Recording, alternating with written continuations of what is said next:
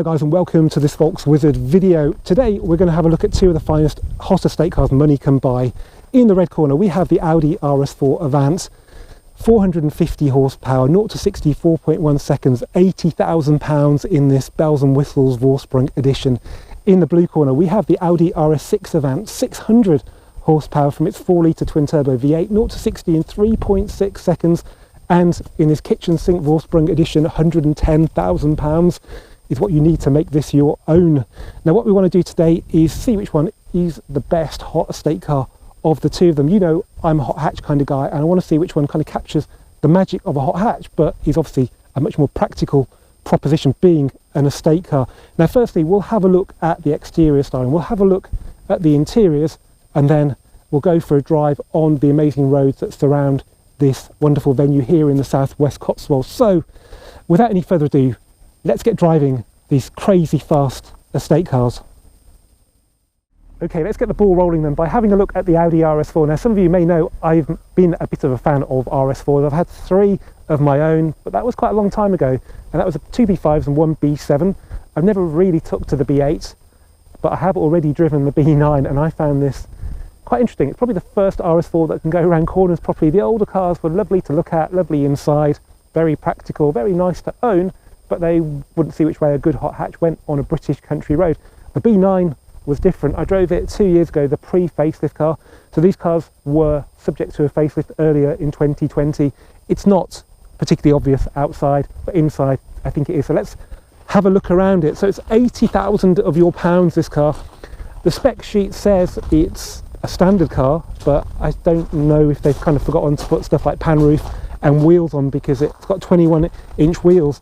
And rather unusually, these are very good looking wheels from Audi, but they haven't really had a good selection recently. But this, yeah, I'd have these on my car. It's got a black styling pack as well, which with these newer cars means you get black badges, and there's no chrome on the car, which is how we like it. You do wonder why they ever bother putting the matte aluminium or the chrome on, because they just look so good like this. And I think with a red car it's a bit much having all the sparkly bits as well. So yeah, it's good, and it's classic RS4. Unlike the RS6, it's a relatively subtle thing. Even in red we've got the fake vents, which, yeah, I really not so sure about. Actually, that does seem to go into the wheel arch, so we'll forgive that. Maybe it adds to downforce or cooling, but unfortunately I think that one is totally fake. But yes, look at the flared arches, not too obvious, just nice. When you see these on the road, and you don't see them very often, you really can't miss them when you see them from the back, because they've just got that stance to them that an RS should have. Of course we've got real exhaust. You can see in there are 2 outlets, one with a valve on it. It's a beautiful thing. Okay, let's have a look inside. So not an awful lot has changed really. It's pretty familiar if you know B9 RS4s. We've got a lovely bit of Alcantara there, which is a nice touch. Now I'm almost emotional seeing this car, because after having had a good look at the A3s and F3s, I'm pleased to report this is a proper Audi cabin. Utterly gorgeous. Yeah. Okay, we've got silver leather, nice bit of diamond quilting on it, flat bottom steering wheel, pedals which everybody reports are a bit cheap feeling, and I guess they are. But I always think plastic pedals are essential for not impaling you in an accident. Keyless entry and start. And as you can see, we still have a fine selection of knobs and switches here. And yes, we've got a full width air vents, which I quite like actually. Didn't really like it on the A3 because it wasn't such a nice bit of design, but that's quite subtle. We've got a knob for the volume, so it hasn't been completely buttoned out at all. This is a very traditional Audi cabin, and no worse for it. We've got B&O sounds, which I think mean you get illuminated speakers, which you don't get on the A3 and F3. You just get a little badge on there that looks a bit cheap. Yeah, this has reminded me how good Audi cabins can be. Right, let's have a look at rear space. That's in my driving position. A4s have never been huge, but this is bigger than the ones that came before it. And yeah, even though that looks quite a long way back, wow, this is a very spacious cabin. We haven't even got the blind open for the pan roof. Let's do that. Oh yeah. Oh yeah. Yeah, lovely. Hardback seats, which look a bit racy, but they don't affect knee room an awful lot. Yeah, that's good. The roof does come down a bit because it's quite a stylish Avant estate car as they go, but no, lots of headroom even with the roof. So yeah, lovely. Let's have a look in the boot, which is quite an important feature of an RS4. So we've got power tailgates and yeah, a nice flat floor there.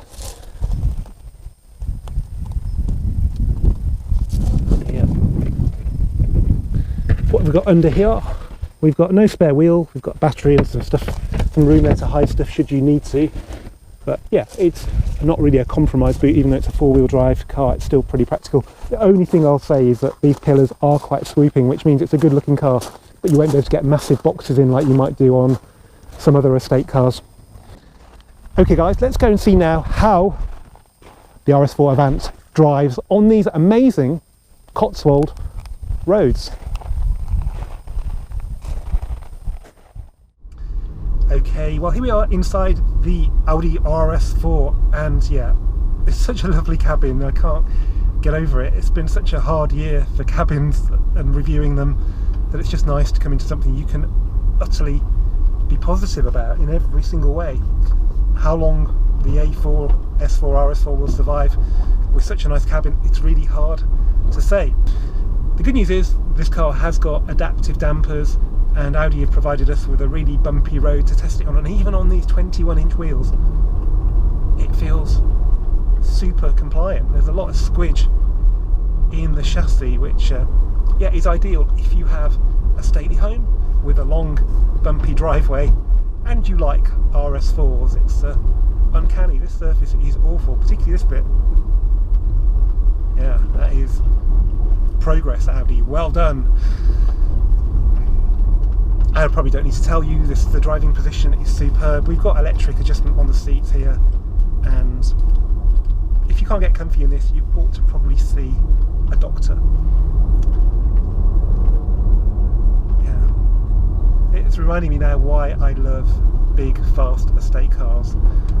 So yeah, but comfort isn't everything, and the beauty of a modern car like this is that you can press a few buttons and you end up with a car that will frighten a few supercars, which we'll do shortly when we go and find a suitable road.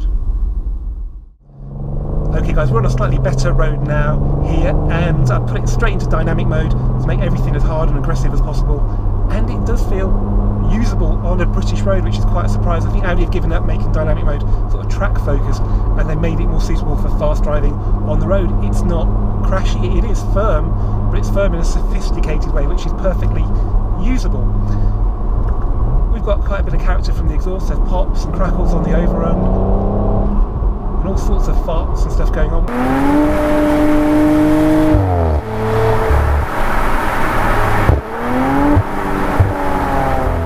Which is nice to know with these petrol particulate cars that they've taken a bit of time to make them characterful.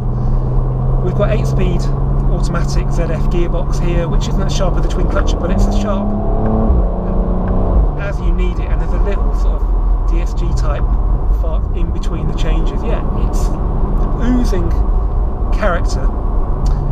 The big difference with this car over the pre-facelift car is that we've got the touchscreen infotainment system, which is pretty easy to use.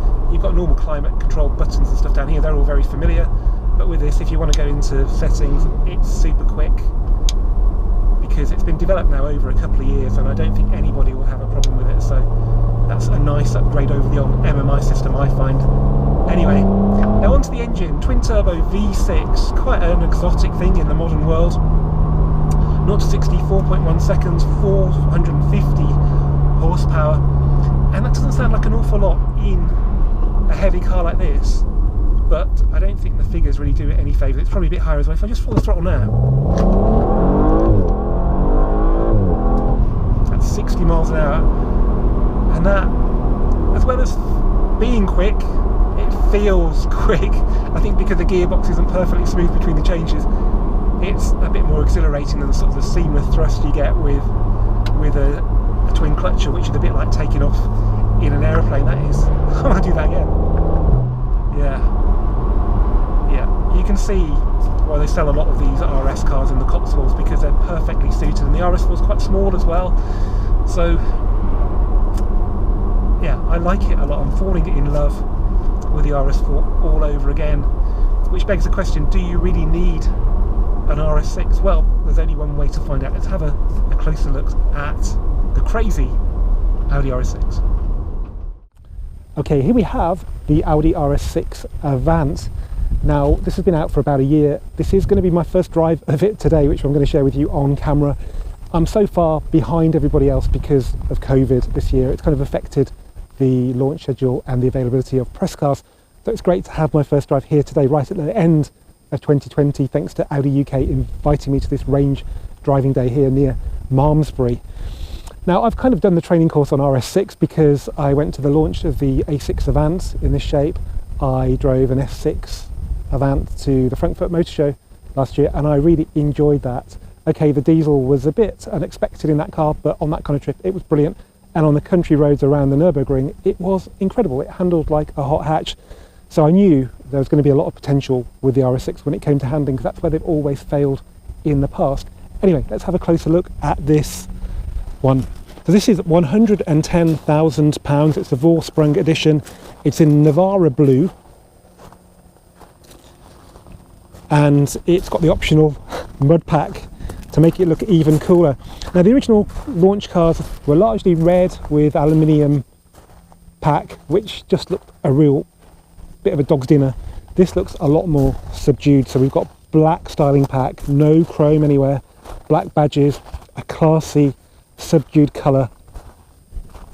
It's a perfect car for where we are now today. If you've got a country estate and you want an estate, this would look just right in front of it, especially covered in mud. And I think it's also suitable for the layer cake type person because it's understated menace. That's probably quite a good angle there. Got 22-inch wheels, which look like a serious piece of engineering, especially with those massive brakes behind it, but they've got 600 horsepower to keep in check. This car does 0 to 60 in 3.6 seconds. That would make it very difficult for quite a few supercars, I think, particularly when the weather is quattro weather, which thankfully we don't have today. But yeah, it's a beautiful, beautiful thing. And that's quite a good angle as well, because you can see the wheel arches. What makes this car different to the old one is that we've got the swooping tailgate. So the old generation RS6 was a little bit more utilitarian looking because the tailgate was a little more upright. Well, they've managed to make this car swoopier without losing any of the boot capacity, which is really rather clever. When I saw the base car, I thought, what are you going to do to the RS6 to make it wider arched? Because that was already quite curvaceous, and well, exactly as expected really, they've made it even wider. Black mirror casings as well, so it really is just a very understated thing, this. Let's have a look inside. The understatement continues in here. So we've got black leather, unlike the A4s, RS4s, silver leather. We've got wood, which came as a bit of a shock when I first saw this, but it works really well, gives that sort of air of designer luxury. Alcantara there. This is a proper Audi interior, no compromises here. Nice carpet you'd have in your house. It's beautiful. Of course, what was a bit controversial wasn't the quality, but the way that most of the buttons have now gone. So this came with the A6, and yeah, it takes a bit of getting used to, but when you do, it's pretty easy to use. It's not the best position down here for climate control, but it's all right. This is a little bit higher in the RS4, which I prefer, but it works pretty well. So let's just give it a test drive. So you can see it's pretty responsive. There's some nice haptic feedback to it. And let's go into RS monitor, some sort of, yeah, look at that. If you're a geek, you will love all this stuff. Sport differential as well on this car, which gives it a bit more of a neutral handling in corners. So let's try RS mode. So you can program your mode here as you want it, and then you can select it with this button here. And then when your wife tells you to turn it down a bit, you can just press it twice and you're back to auto mode, where the car is pretty much as refined as any other A6. So lots of wood down here, which really does work well. I can't really believe it, but it's lovely.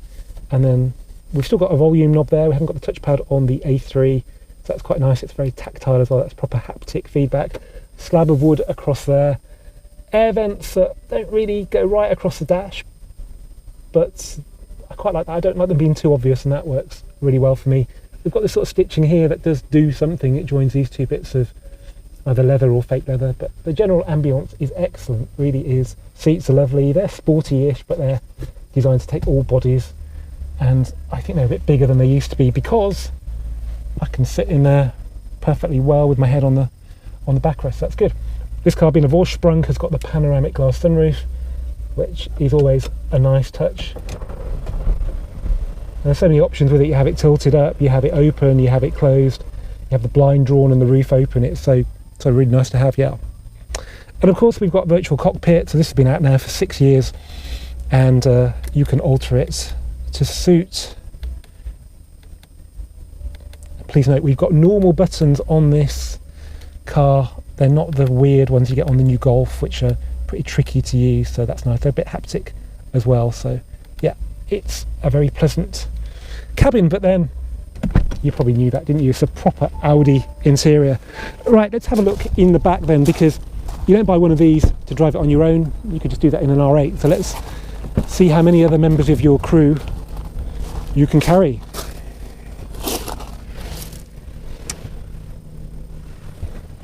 I feel like recreating layer cake. Pretend Mr. Mortimer's there. Yes, Morty, about in time. Right, here we are in the back then, on the way to rob a bank or deal some Class A's. It's going to see the Duke.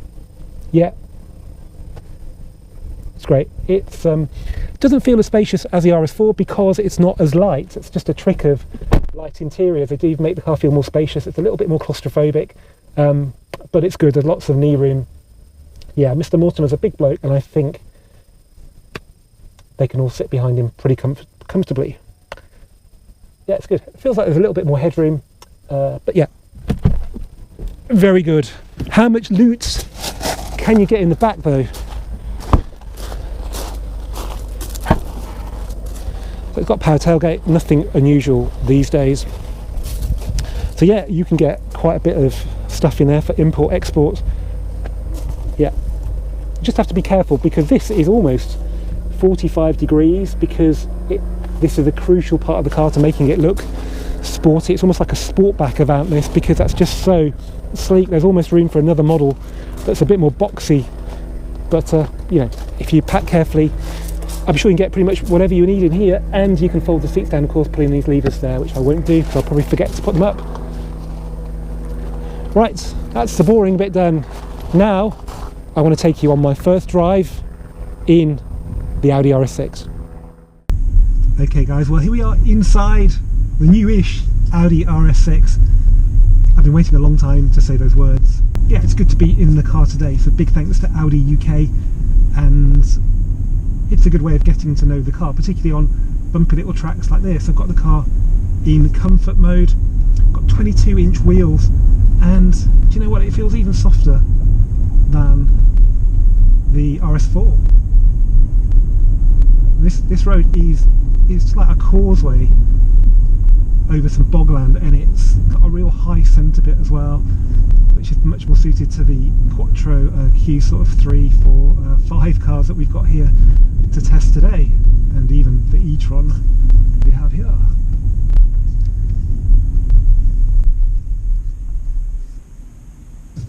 So yeah, I can report that this car is super comfy in comfort mode.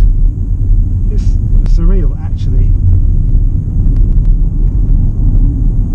but that's probably not what you want to know about an RS6, is it? You want to know how pretty wild it is. So let's stick it into dynamic mode and go and find a good road once again. Okay, here we are driving the Audi RS6 Avant, and I put it into dynamic mode, and amazingly it rides even better than the RS4 did in dynamic mode. It's amazing because it's got 2 tons to keep in check, which we'll find out if it can do in the corners shortly. But yeah, it rides like a normal car. The RS4 rode well in dynamic mode. It wasn't comfy, it was like a sports car, even like a supercar like the R8. This feels like a normal car, which is, I guess, a shame really, because the ride, rightly or wrongly, makes you feel like you're in something special. If it's a little bit firmer than an A6 diesel, well, it doesn't actually feel it. Even on these less than perfect Gloucestershire roads, it feels supple, which makes you wonder, what will it do in corners with all that weight? Well, we'll find out shortly. What you do get in this car you don't get in the RS4 is the V8 rumble. It feels like Frank Bullitt's Mustang in the film Bullitt. So there's always this cultured V8 woofle to it. I love that. And there's all sorts of coughs and pops as well. It's pure muscle car.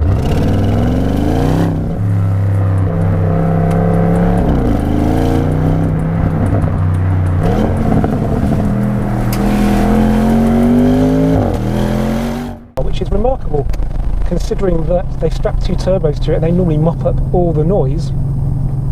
Amazing. If you get fed up with that, obviously in other modes it can be quieter, but it's always there burbling away. That's really cool. Now we're in manual mode. Let's just drop it into second.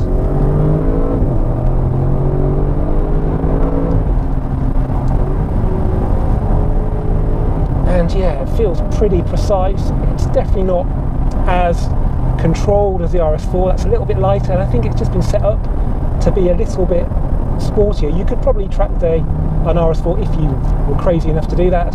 I'm not sure this car would feel particularly enjoyable doing it, because it does feel a little bit soft, but don't think that means it doesn't go around corners, because it does. There are a lot of electronics at work to keep this car feeling nice and neutral, unlike the old car which would push on, you know, at the first opportunity. This is a very, very well controlled car. So on the brakes, yeah, it just feels a little bit heavier, but wow, that was nice. And you've got to remember, the speeds you can do where the law allows around these corners are going to be absolutely mind-blowing. And that brings me on to the next point really, that this car was designed for the Autobahn, but apparently at the next elections in 2021 in Germany, unlimited Autobahns are not going to happen. You'll be stuck at 70 or 80 for all of Germany, which means that these cars really are going to lose their points to a large degree. So being able to go around corners for once in an RS6 sweetly is very well timed, because you can always enjoy that and stay within the law as well. 60 miles an hour on roads like this is perfectly enjoyable, and this isn't even a particularly sinuous road. And that's kind of the slight problem with the RS6, is that it does feel a bit bigger. It feels sort of R8 sort of width on these kind of roads, so you do need to keep that in mind. But it doesn't feel like a big car to drive. It feels very sort of compact, but it is wide, so you'll have to, you know, be very careful when you meet stuff on narrow roads. You'll be wincing a lot of times when lorries are running the white line as well. So yeah, but it's an incredible piece of engineering. I think to drive, I prefer the RS4. To look at, I prefer the RS6. Yeah, it's a special car. I actually prefer the interior of the RS4 as well. So for me personally, that would be the winner, but I don't think there's a wrong car.